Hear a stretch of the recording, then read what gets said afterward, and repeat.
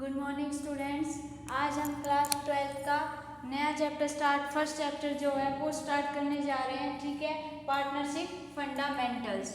ठीक है, ये पार्टनरशिप फंडामेंटल क्या होता है, आपने 11th क्लास में सोल प्रोप्राइटर के बारे में पढ़ा था कि अकेला ही आदमी उसमें बिजनेस करता है।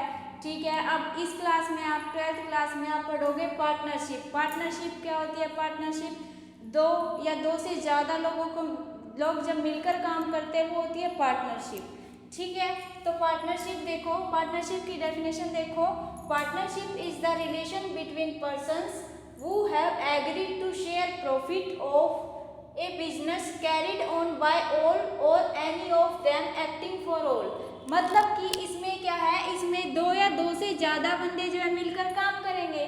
ठीक है, जैसे कि ये ए बी और सी है, ये ए बी और सी, ये क्या है, अब तीनों पार्टनर है। ठीक है, तो ये तीनों पार्टनर है, तो अब इसमें ये जैसे मिलके एक साथ मिलके काम करेंगे तो वो पार्टनरशिप हो गई।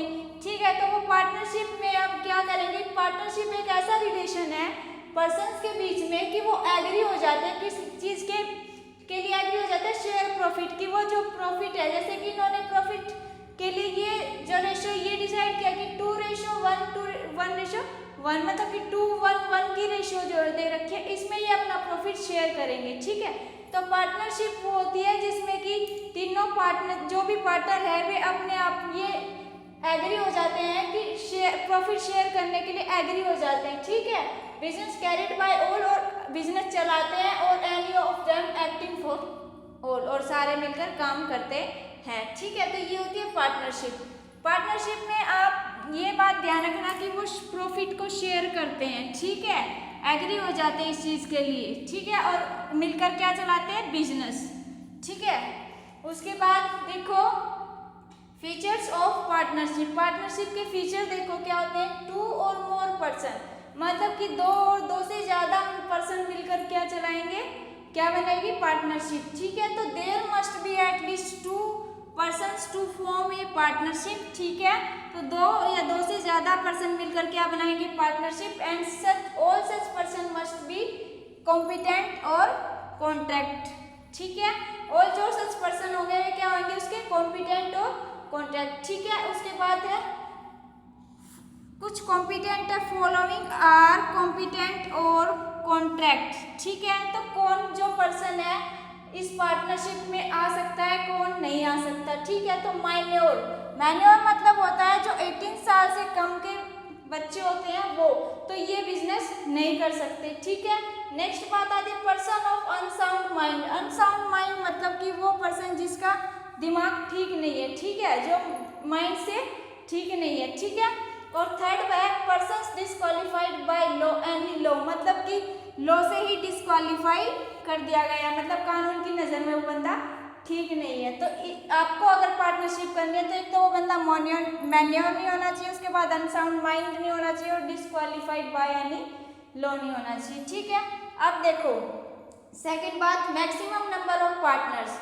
मैक्सिमम नंबर ऑफ पार्टनर मतलब कि पार्टनर्स की कितने होने चाहिए एक उसमें, अगर आप पार्टनरशिप कर रहे हो जैसे कि XYZ फर्म है, तो इसमें पार्टनर्स कम से कम कितने हो सकते हैं और ज़्यादा से ज़्यादा कितने हो सकते हैं। ठीक है, तो कम से कम तो 2 या 2 मोर देन 2।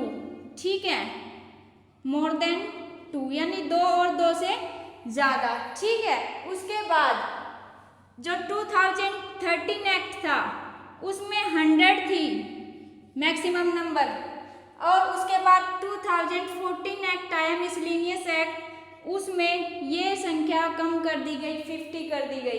तो आपके ये क्वेश्चंस बनते कि 2013 में कितने थी, 100 थी मैक्सिमम, और 2014 में क्या हुई, 50 हो गई। तो इसमें अब यही लिखा कि maximum number of partners, the companies act 2013 section 464 empowers the central government to prescribe number of partners in a firm subject to maximum of 100 partners। की मतलब कि किसी भी फर्म के लिए 100 पार्टनर्स जरूरी थे 2013 में। ठीक है, वो सेक्शन था 464, ये आपको ध्यान रखना है। नेक्स्ट देखो, the central government has prescribe maximum number of partners in a firm to be 50, इसमें कितने कर दिए गए 50, ठीक है। 50 rule of the companies 10 companies miscellaneous rule, ये कैसा रूल था मिसलेनियस रूल, ठीक है 2014। Thus in fact a partnership firm cannot have more than 50 partners, तो किसे 50 से ज़्यादा पार्टनर्स किसी भी फर्म में नहीं हो सकते, ठीक है बेटा। ये थी मैक्सिमम नंबर ऑफ पार्टनर्स की बात। अब नेक्स्ट है एग्रीमेंट। जब भी आप पार्टनरशिप करते तो उसमें एक एग्रीमेंट होता है, वो एग्रीमेंट देखो कैसा हो सकता है। एग्रीमेंट 2 टाइप का हो सकता है इसमें, ठीक है। तो एक तो रिटन हो सकता है और ओरल। तो एग्रीमेंट जब भी आप पार्टनरशिप करते हो तो उसमें एग्रीमेंट एक ओरल होता है, रिटन हो सकता है। यानी कि रिटन मतलब आप लिखित में रखोगे और ओरल मतलब कि आप सिर्फ ऐसे ही बोल दोगे कि हम दोनों क्या है पार्टनर्स है, ठीक है। तो देखो agreement, partnership comes into existence by an agreement either written or oral. It is basis of relationship among partners which may be for a particular venture. कैसे, किसी भी मतलब पर्टिकुलर वेंचर के लिए वे पार्टनर रह सकते हैं, ठीक है। कि भाई फॉर ए पीरियड, या भाई उनका कोई टाइम पीरियड है कि हम इतने टाइम तक जो है पार्टनर रहेंगे, या फिर एट विल मतलब कि इनका कुछ ना कुछ टाइम, कई बार ये ऐसा होता है पार्टनरशिप थोड़े दिन की भी हो सकती है, ज़्यादा दिन की भी हो सकती है। तो वो पार्टनर्स के ऊपर डिपेंड करता है कि वो अपनी पार्टनरशिप कितने दिन के लिए रखना चाह रहे हैं। तो ठीक है, particular venture for a period at will, ठीक है। The written agreement among the partners is known as partnership deed. अगर आप रिटन एग्रीमेंट करते हो तो रिटन एग्रीमेंट को हम पार्टनरशिप डीड बोलते हैं, ठीक है। तो यूजुअली हम ज़्यादा से ज़्यादा रिटन एग्रीमेंट यूज़ करते हैं क्योंकि ये एज ए एविडेंस हमारे पास होता है। तो ओरल एग्रीमेंट होता है लेकिन वो कम यूज़ किया जाता है, जो रिटन एग्रीमेंट है उसको ज़्यादा से ज़्यादा यूज़ किया जाता है, ठीक है। अब उस नेक्स्ट बात आती है लॉफुल बिजनेस। लॉफुल बिजनेस मतलब कि बिजनेस ऐसा होना चाहिए जो लॉ की नज़र में ठीक है, लॉ की नज़र में वो पार्टनरशिप ठीक है। जैसे कि partnership is establish for a lawful business, मतलब कि कानून की नज़र में ठीक होना चाहिए, ठीक है। वो पार्टनरशिप ऐसी होनी चाहिए वो जब भी आप जो भी बिजनेस आप करना चाह रहे हो, ठीक है। नेक्स्ट देखो प्रॉफिट शेयरिंग।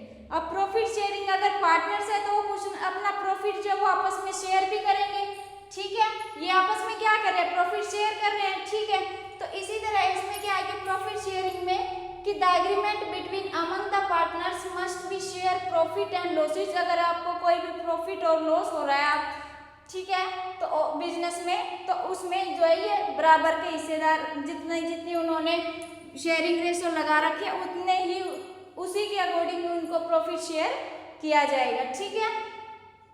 नेक्स्ट देखो it is not essential that will be partners must share losses. ये सबसे इंपॉर्टेंट बात है कि मस्ट शेयर लॉसेस, मतलब कि ऐसा जरूरी नहीं है, इट इज नॉट एसेंशियल, ऐसा जरूरी नहीं है कि पार्टनर्स, कुछ पार्टनर्स ऐसे भी होते हैं जो केवल प्रॉफिट लेते हैं, लॉस नहीं लेते। तो वो उनके बीच में वो एग्रीमेंट होता है, ठीक है, कि भाई मैं सिर्फ प्रॉफिट रखूंगा, लॉस में नहीं लेऊंगा, ठीक है। तो लॉस में वो हिस्सेदार नहीं होता, वो सिर्फ प्रॉफिट में हिस्सेदार होता है।